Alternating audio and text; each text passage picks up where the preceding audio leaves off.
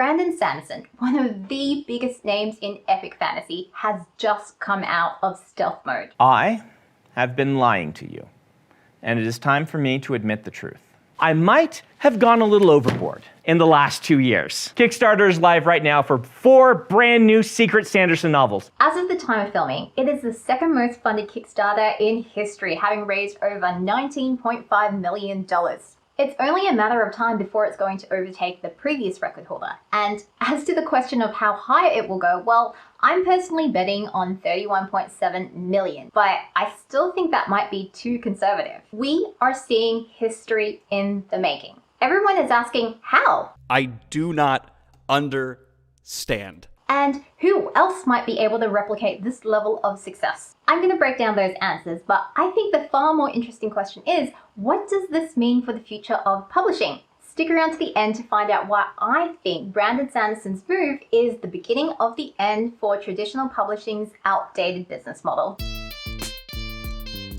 Hey, it's Deborah with another video on the business side of publishing. I don't know what is going on with 2022 because I thought nothing was going to be able to top the Draft Digital and Smashwords merger, but here we are. If Brandon Sanderson's move took you by surprise, then you have not been paying attention. Brandon Sanderson, he could just become his own publishing company. He's been a hybrid author for 2 years now and has 2 self-published books out. Us self-publishing is more like small press publishing. The Way of King's Prime and Dawnshard. Both of these books were self-published and released as backer awards for his last record-breaking Kickstarter.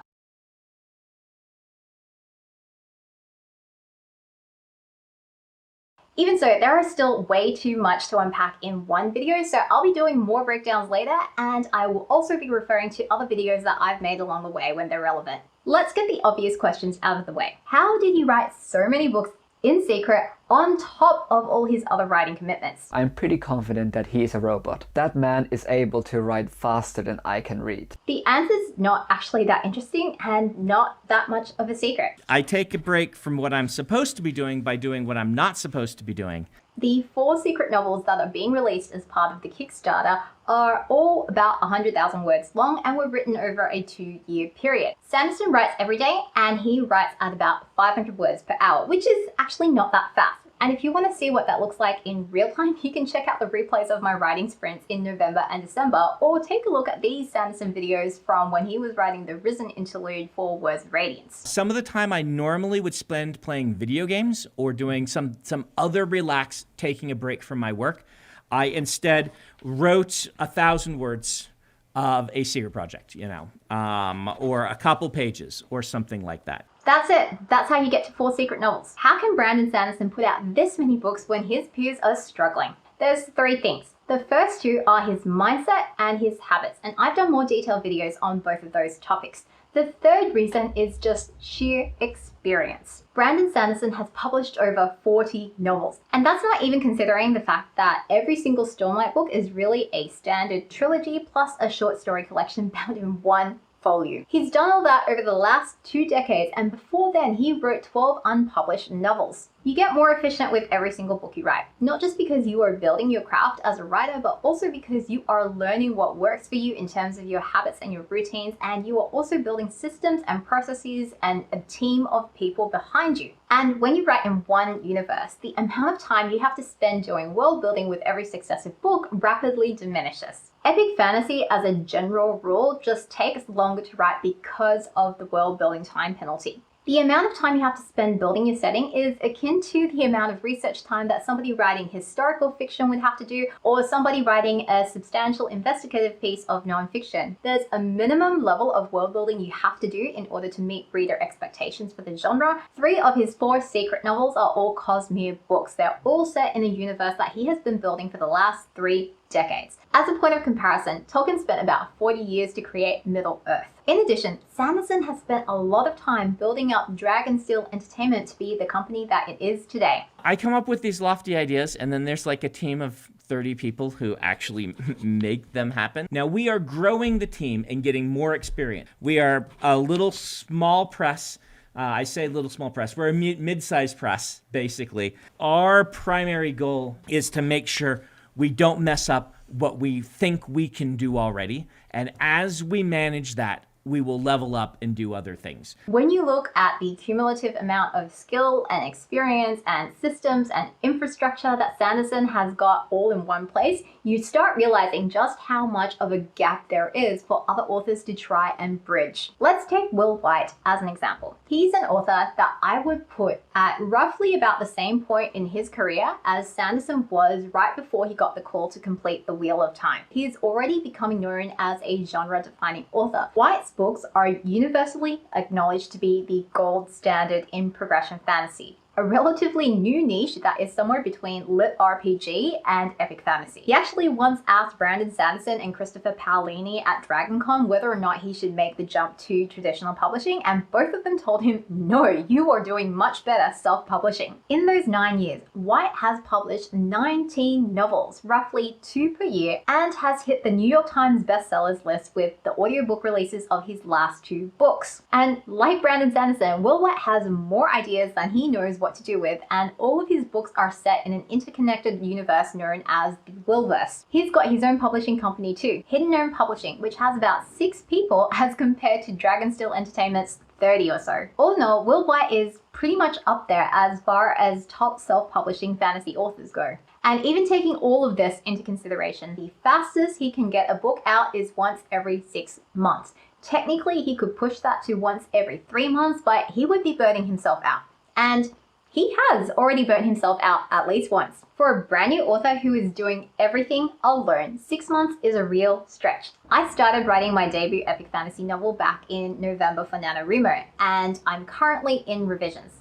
The earliest that I think I could get the book out is sometime in May, and that is going to be pushing it. Besides my terrible decision to do this at the same time as trying to launch my second kids book, it is also because I am still trying to figure out what works for me as a writer in terms of my writing habits, and in the process of setting up a lot of these systems and processes. And that brings us to the question of whether or not other authors can replicate Sanderson's success. And this is actually 2 different questions, because we've got to separate out the strategy that Sanderson is using from the scale that Sanderson operates at. Sanderson's scale is the reason why this Kickstarter is so record-breaking. Putting aside the fundamental differences in the nature of the item being backed in his Kickstarter versus the other previous record-holding Kickstarters, the reason Sanderson operates at this scale is due to 4 factors. He's got a super engaged fan base. He spent 2 decades building a reputation for being consistent and reliable and transparent, which has earned him a very high degree of trust with that fan base. He's got mainstream name recognition. A lot of people will write off The Wheel of Time as, oh, Sanderson just got lucky. He just got given a big break. Well,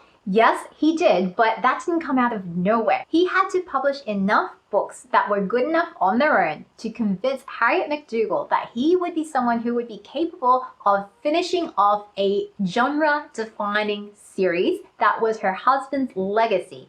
And then, after he had convinced her, he had to actually deliver on that expectation. And he did. And that is why he is such a big household name. Whether or not his writing is for you, that is a tough thing to nail. Brandon Sanderson is one of the few authors out there who has been making an active effort in vertically integrating along the supply chain. I'm always open to debate, but right now, in my opinion, there is no other author in this universe who has all 4 of these things going for them. No matter who you pick, if you ask them to do exactly what Brandon Sanderson is doing in this current Kickstarter, they would not be able to replicate his level of success. John Scalzi has already done the thought exercise with a couple of big names, and he comes to the same conclusion. The 2 biggest challenges that he sees is the level of trust that an author inspires in their fan base, and also the challenges around fulfillment. Now, there are fulfillment services out there, so I think you can actually take this out of the equation to some extent, although obviously it would impact the bottom line of the Kickstarter. And when you do that, it really just comes down to the level of trust that you have built with your readership. Sanderson has spent 2 decades establishing a track record of being super transparent, making promises and then keeping them, and sometimes over-delivering on them.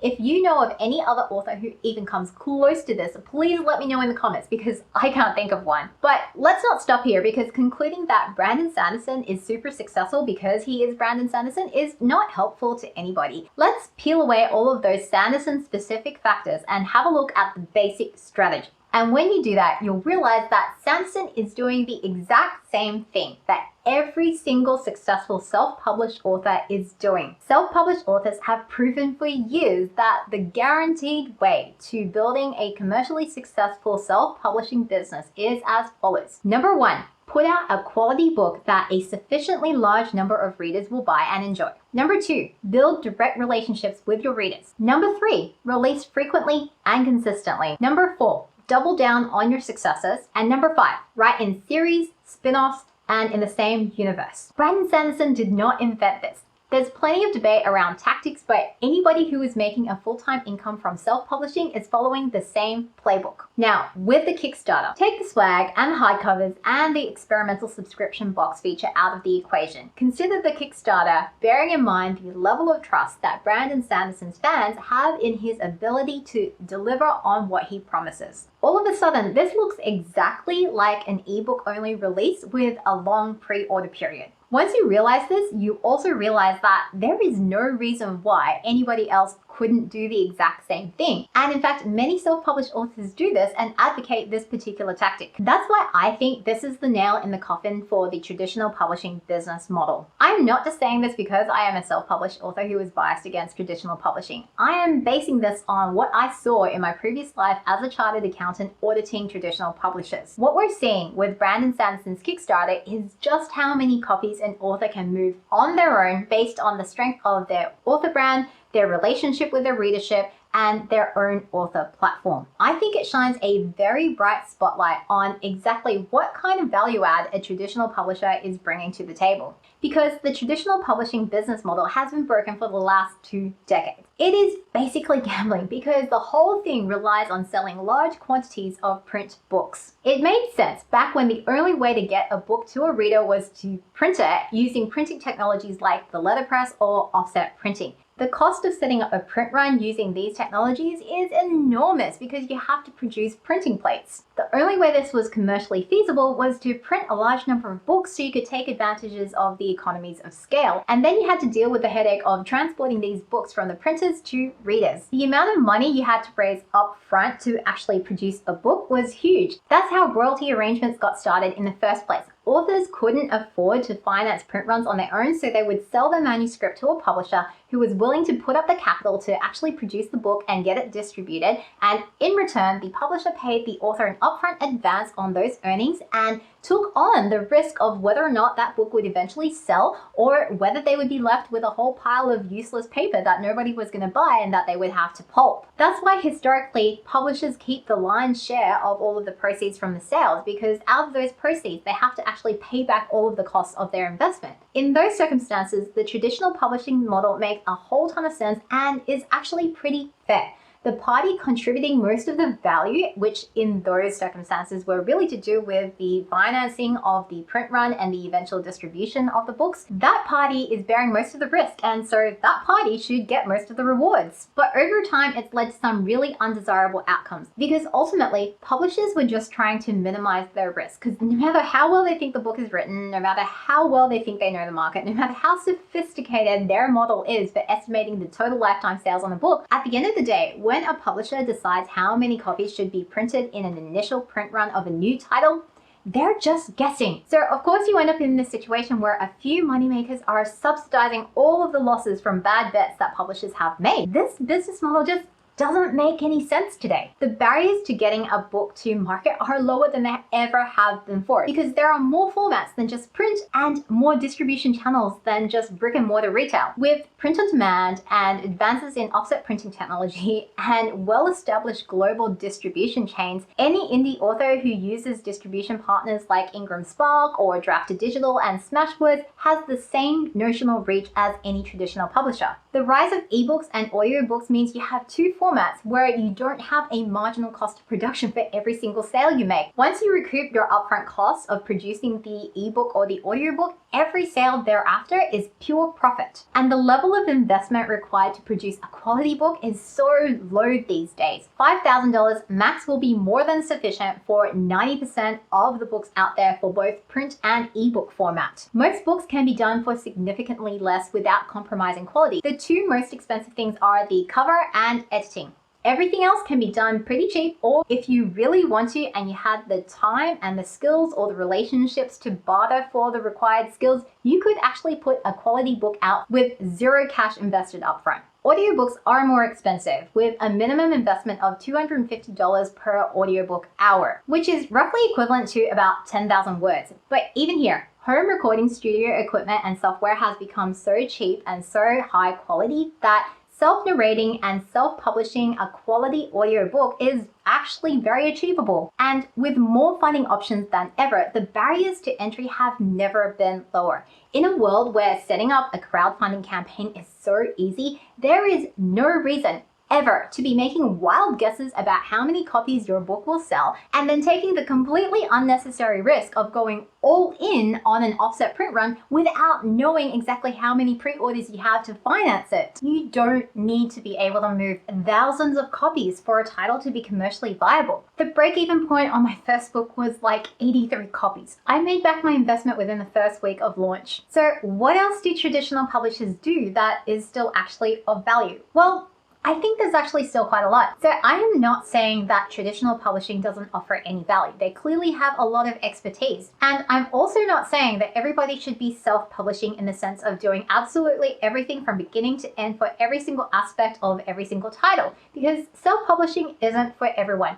Not everybody feels like dealing with book formatting or commissioning covers or negotiating with printers or the headaches of managing website sales or the list of activities associated with publishing a book that are not directly related to the writing of said book just goes on and on and on. And not wanting to do any of that stuff is totally fine. Authors have choices now when it comes to bringing a quality book to market. They can decide between investing their skills and time in doing something in-house or investing their money to outsource a part of the publishing process. Brandon Sanderson, even with all of Dragonsteel Entertainment behind him, including the relationships that they've established with manufacturers and printers and distributors and shipping companies and everything, he still elected to outsource the publication of his hardcover version of Dawnshard post Kickstarter to Tor. The way Brandon Sanderson uses his traditional publisher in respect of his self-published titles is to get them to do all the annoying stuff that doesn't make sense for him to develop the capability to do in-house, because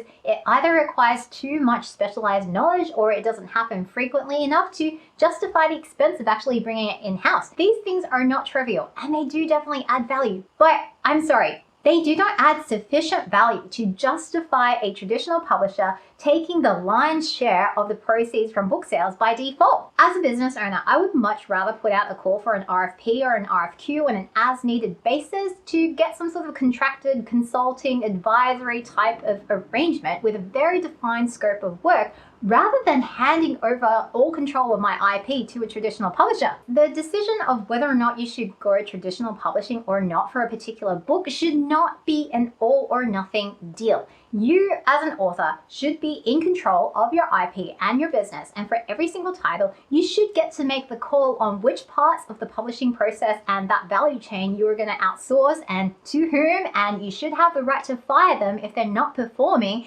and which of those parts you are going to keep in-house and do yourself. Brandon Sanderson's Kickstarter is the perfect example of what new publishing, as in publishing in today's day and age with modern approaches and modern business arrangements and modern technologies, should be about. Authors being in total control of how their books are published. And that's why I think Sanderson's Kickstarter is the death knell for the traditional publishing business model. Traditional publishers can't just keep burying their heads in the sands and ignoring everything that is developing around them for the sake of hanging onto such an outdated business model with an incredibly inequitable distribution of the risks and rewards compared to the relative value created by the parties in the arrangement. Brandon has been on record that he gets an unusual amount of control and leeway from his publishers, and it is wrong on so many levels. It's wrong that he's only getting that kind of leverage because he is their moneymaker. It is wrong that most of the value he creates that they keep goes towards subsidizing all of the losses that the publishers are racking up because of bad bets.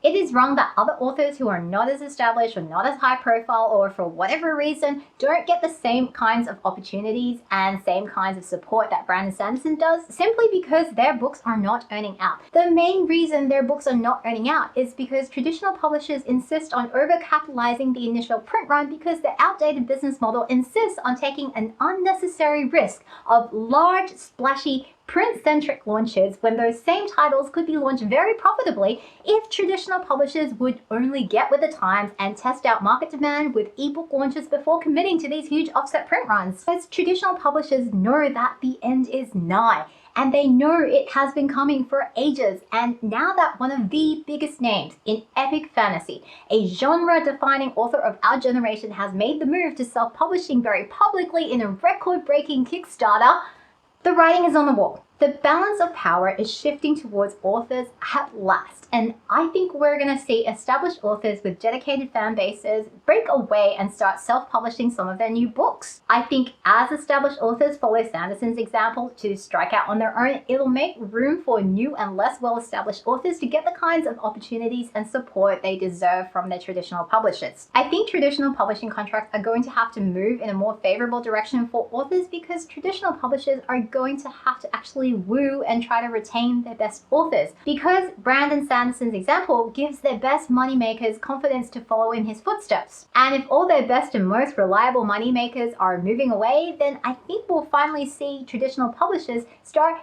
being a lot more conservative with how they place their bets. And we'll see them being willing to move away from this obsessive focus on doing like a print-centric launch and towards more experimental methods with digital-only launches and other approaches of getting a book to market. It also means that if more big-name authors or authors who were otherwise happily traditionally published start moving away and striking out on their own, it does mean that there is a lot of capacity that is freed up within a traditional publishing house. I could see them moving into the self-publishing services space, which is currently a bit of a wild west because it's kind of full of scammers but also genuine professionals, and it's a bit of a minefield as a self-published author trying to figure out how to hire the person with the right skills and the right credentials, and that is not going to take all your money and rip you off and give you a subpar product for your book. Like, as a self-publisher, I would love it if Tor suddenly found that their editorial team had capacity and I could just reach out to them and be like, hey, I would like to hire one of your editors to do a developmental edit of my book. Like, that would be great. As all of this changes, I think these preconceived notions about traditional publishing equals quality and you haven't really made it as an author until you've been traditionally published because self-published books are terrible and they're low quality and they're just not as good as traditionally published books,